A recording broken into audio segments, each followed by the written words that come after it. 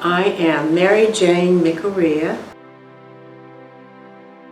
the mother of the interviewee. And I am very pleased to be here today. I live in San Francisco. I have been here since 1970s. I have worked for the public school system, and my passion is social justice.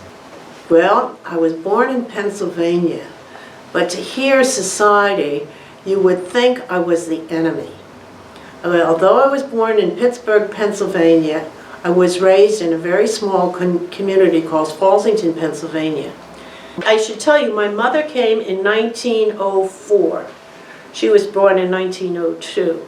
She came on a ship and came to the port of Baltimore, which is easier to get in than going to New York. My father was brought over here by the Lutherans. He went to a Lutheran kindergarten, and when he came over here, he was brought over by the Lutheran Church. He had already gone to college in Japan at Kumamoto Technical Institute, think of that as MIT of Japan, and then he'd been in the military in Borneo doing surveying work for a dam down there, and then he came to graduate school here at the University of Pennsylvania, brought over by the Lutherans. And he did feel very welcome, and for the rest of his life, he was very active in the Lutheran Church. He was an active Shintoist, an active Buddhist, and I said to him, "Dad, how can you be all these religions?" And he looked at me and, "Why do you ask me that question? Of course, it's so easy. If they're really true religions, they're all the same." So he had no problem. But my mother, on the other hand, was very religious. And she had a big problem because she wanted to be a medical missionary. So she went to Oberlin College, which was the first college to admit women and Negroes. My mother found out that the Negro girls in Oberlin could never attend the spring formal, because there was a ticket there that required you have 6 different dances with different people. But there weren't enough black couples, so what are they going to do? So if there are only 4 girls and 4 couples, black couples, what are they going to do? So her partners, in this sociology study said, well, we'll dance with them. So in the 1920s, you go to this formal dance, and for the first time, there are colored partners there. So what's going to happen on the 5th and 6th dance? Oh, we have interracial dances in the 1920s. What a shock. Well, my mother was called into the dean's office, and the dean said, "Of course this is a project, isn't it?" And my mother said yes, and she said thank you. And my mother thought it was over. But as a result of this social action at an early age, she lost her medical scholarship to the Women's College of Medicine in Philadelphia. She was in such a state of shock that how could she be a missionary that didn't believe in the equality of people of color? So she was a social activist early on, and she graduated with her master's in the 1920s as the only woman on stage. She doesn't even realize that, but she was in science, and she did research for the Worcester Institute. You can look it up today. The Worcester Institute does cancer research in Philadelphia. My parents were immigrants, and one came from Austria-Hungary, and one came from Japan, and they met at the International House at the University of Pennsylvania. Now, how did they meet at the University of Pennsylvania? They met off campus when there was a small group of International House students protesting the fact that American blacks, or in that case, coloreds, could not join the International House at the University of Pennsylvania because there was a covenant against Negroes being admitted as members. So they were social activists protesting that until this covenant was changed. That whole period in the United States where all these covenants take place. And being half Asian, my sister was laughing when she bought a house in El Bronte, and it said it could not be sold to any Asians. And the covenant has to stay with the property for the rest of its life. So she said, see, well, times have changed. But during my time where I was raised, when the Pearl Harbor was bombed, we became non-people. So, of course, all the propaganda was there, is the walls have ears, be careful of people who are not like you, and so on. And even when you bought the stamps for war bonds in school, they had all this propaganda that says, don't trust anybody.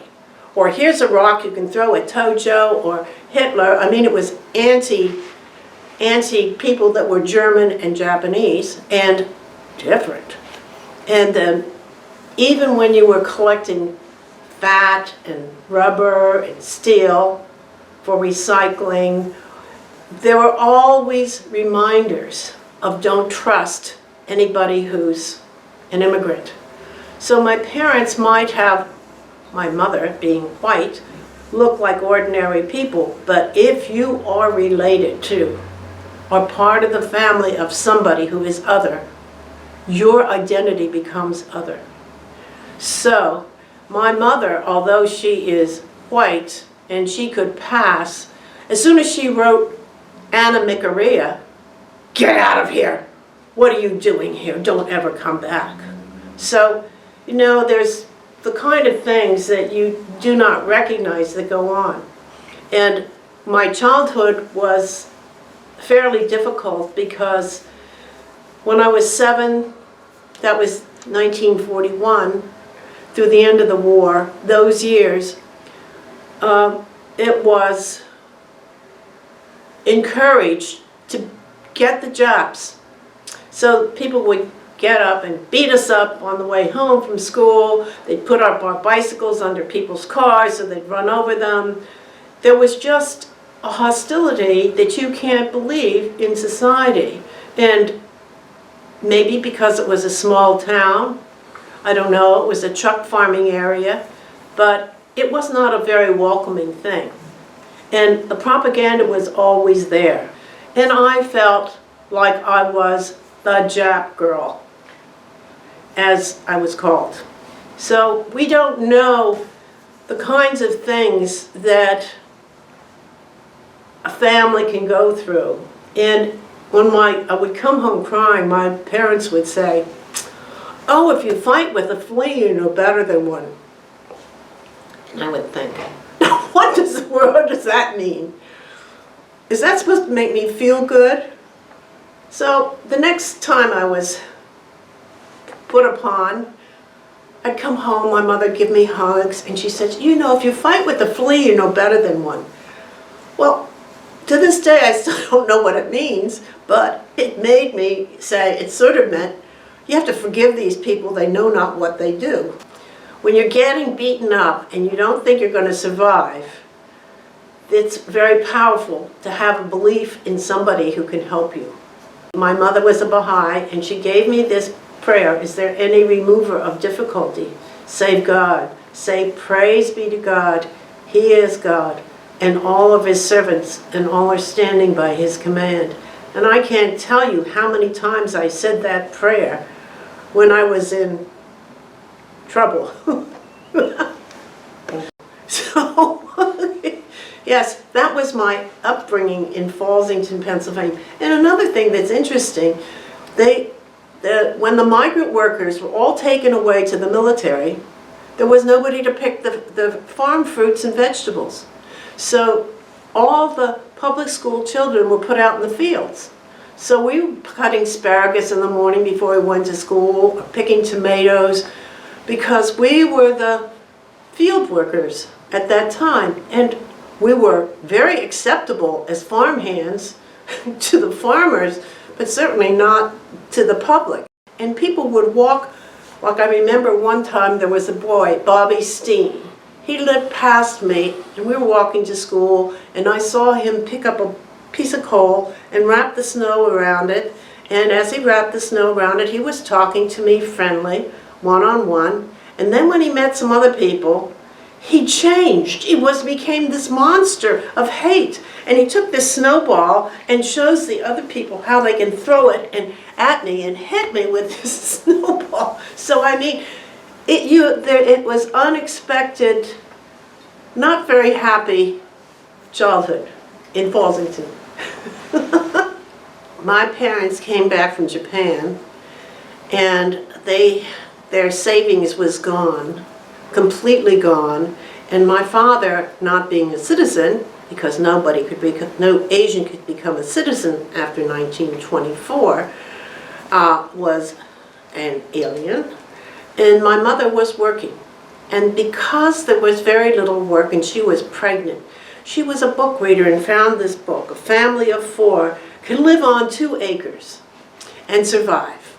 So that became my parents' dream, finding 2-acre plot so they could raise their family. And so my happy memories were living on this farm and my mother saying, "Are we not fortunate? We have to rebuild this place. We have to grow our own food. And aren't we fortunate to have a split log cabin without any electricity, without any running water? We're just like the pioneers, but we're going to fix it up." And her attitude of this big adventure that we were on made life very fun, and we were always working on this project.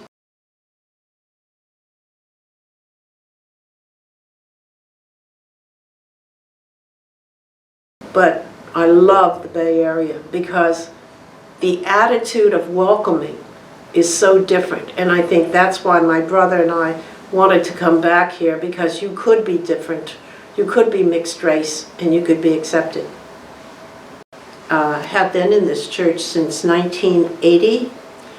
I joined the church because I was looking for a religious home and beginning a family. But I was raised a Quaker, and I had checked out the Quaker church over here in San Francisco, and it was very unlike the one that I was used to. I went to the meeting house, the Fallsington Friends meeting house in Pennsylvania, the same one that William Penn went to, and it was very austere, and it was very social action oriented. I went to the Quaker church, Quaker meeting over here, which was in a very elegant house on Lake Street with oriental rugs, and I couldn't find my identity there. So I tried out the Unitarian Church here, and it had lots of social action programs. And that's why I chose this particular church. And what I like about this is it offers a large menu of ways to get involved with community and other churches. I have been on so many committees. They are so willing to recruit you and welcome you to so many things. I was head of RE, the Religious Education Committee. I've been involved with the United Nations Association Committee, so every year we have UN Sunday. The homeless shelter, I love doing that.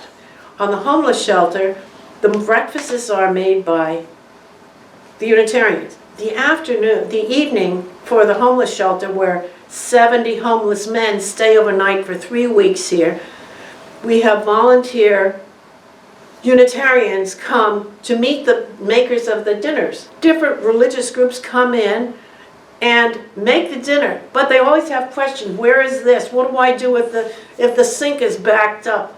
So that's what the Unitarian liaison for that evening is there. And I love doing that because I meet all these people from all these other organizations. And then we have the Rheiner Award Committee. That I got that award, but then once you get the award, you're on the committee to find the next awardee who does work outside the the church. Many times people come here for one reason and find out that they find a niche someplace else. So what you think you're looking for may be not really what you will get engaged in. So I would just hope that they know that they're welcome and there's so many opportunities when they come here. This community should be very thankful for having not only a church, but a center that can share with San Francisco and the wider community. And I am hoping that we will take that opportunity with this wonderful center to make a presence and a commitment and be visible within the larger community, because it is an opportunity with this building as our gift from our line sisters to be able to carry on the mission in the broader society.